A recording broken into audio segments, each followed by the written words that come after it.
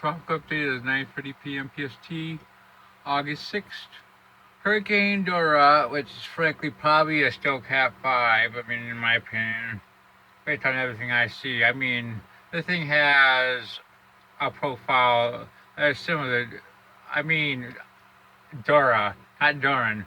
I mean, similar to Doran of a few years ago in the Atlantic. I mean, this thing is definitely a Cat 5, but the NAC and their conservativeness, I mean, shit the bed again.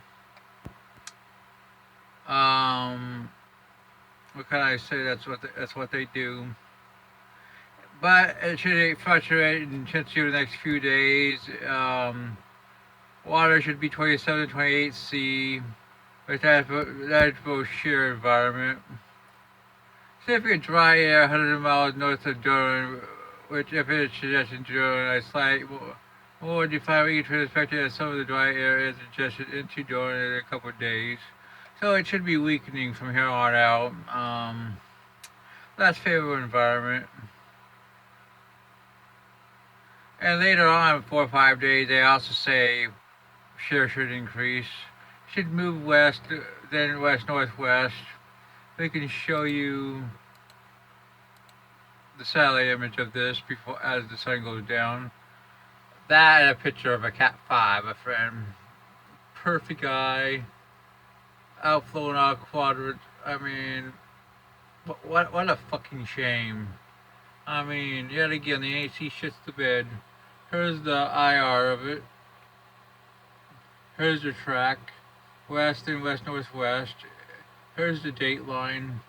I expect this thing will probably cross over as a hurricane, which is in line with all the models.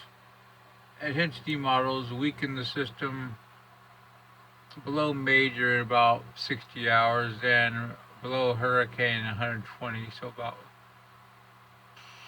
5 to 7 days. I think this thing will cross over as a hurricane into the Western Pacific first since Hector of 2008. That's what we have for this system. Next, we have Eugene, which is a short-lived system, but it was almost a hurricane when it was down here earlier today. It's trying to form an eye. Now it's dissipating. Will be history pretty soon. In my opinion, it's probably about 45 knots. They went with 50. Well, we're moving northwestward, then turn northward.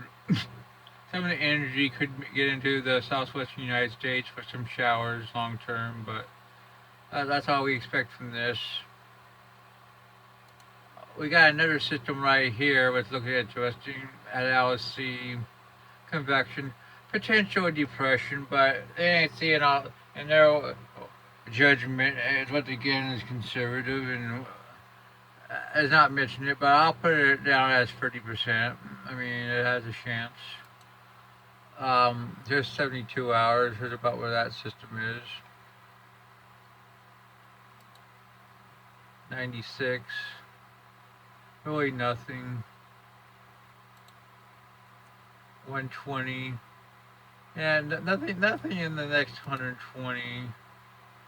But after that, I mean, another system could start forming. The Atlantic right now, we got this wave right here. We're watching. Here's one tropical wave, and here's one tropical wave off just south of the Cape Verde. One of these systems, the models are forecasting to move westward into the Caribbean in the next 7 to 10 days, and potentially having a chance of forming into a tropical cyclone. Here's a GPS for 96 hours for 12Z, which shows some of the neighbors trying to form a low pressure area. Here's 126. You definitely can see some formation, some interesting. You can also see another sister trying to form in the Eastern Pacific. Probably has even better chance. There's 150 hours. Let's see if the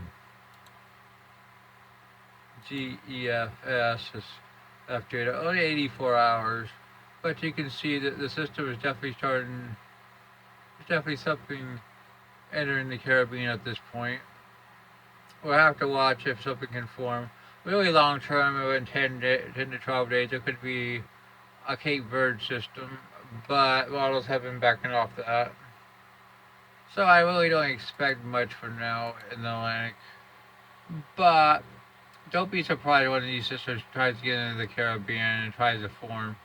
Right now, I'd say probably 10% in the next 7 days. That one of these could do that. Well, that's your tropical update.